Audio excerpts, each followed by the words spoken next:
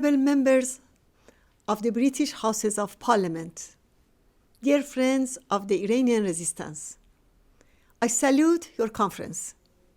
I'm deeply grateful for the initiative of the majority of United Kingdom's elected representatives in support of the Iranian resistance for freedom and democracy. This is a commendable step towards the adoption of a responsible policy vis-à-vis Iran and the entire Middle East. Also, let me congratulate you for the registration of the British Committee for Iran Freedom in the United Kingdom Parliament.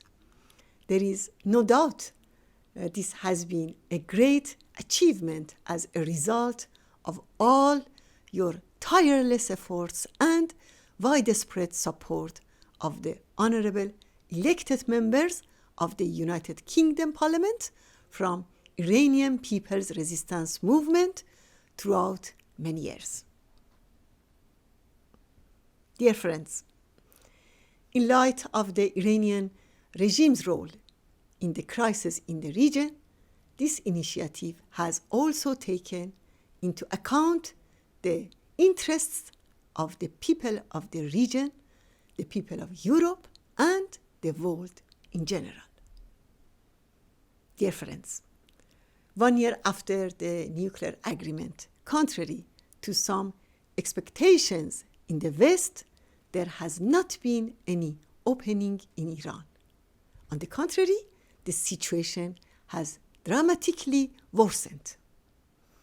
There have been more executions and arrests, flogging of workers for demanding their past due wages, arrests and lashing of youth for taking part in parties.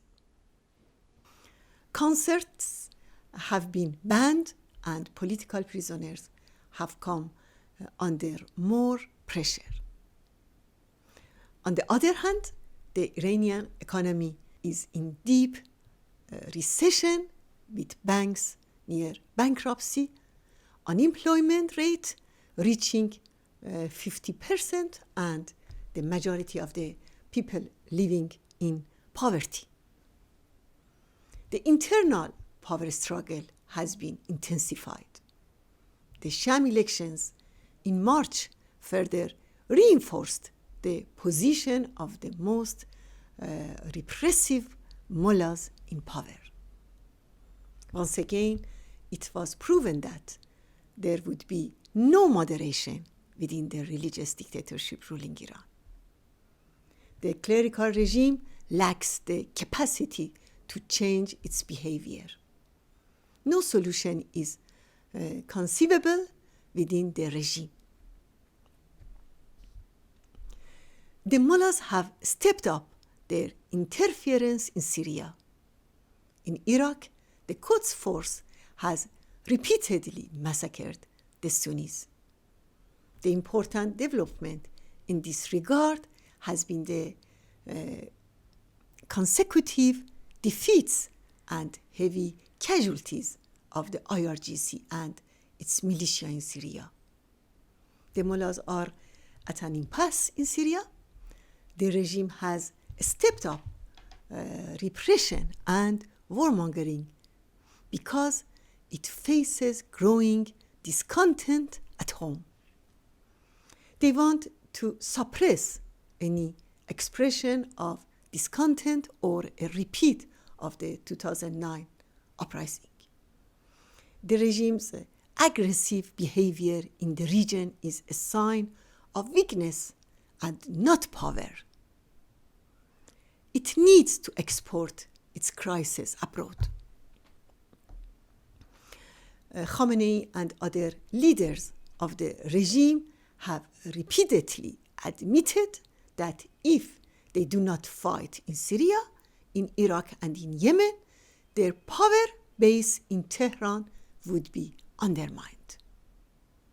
This explains why Iran's ruling regime has turned into the main source of instability in the region.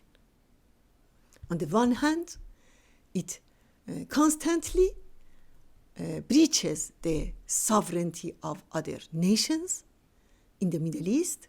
On the other hand, it cracks down on Sunnis and other dissident and democratic forces. This provides a suitable environment for Daesh. Many attest to the fact that the Daesh and IRGC have a symbiotic relation.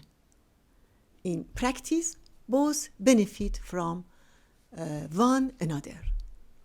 The mullahs' warmongering in the region is counter to the highest interests of the Iranian people.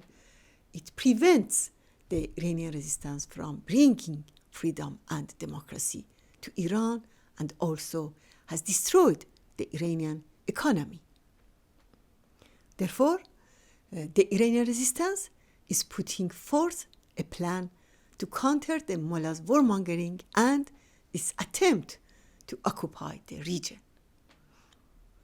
The plan calls on the United States, Europe, and regional powers to adopt several practical steps outlined as follows. First, compelling the Iranian regime to remove its forces and affiliated militia from Syria. Adopting punitive measures, including sanctions against the Iranian regime if it refused to do so. Blocking the Iranian regime's participation in the talks on the transfer of power to the people of Syria. 2.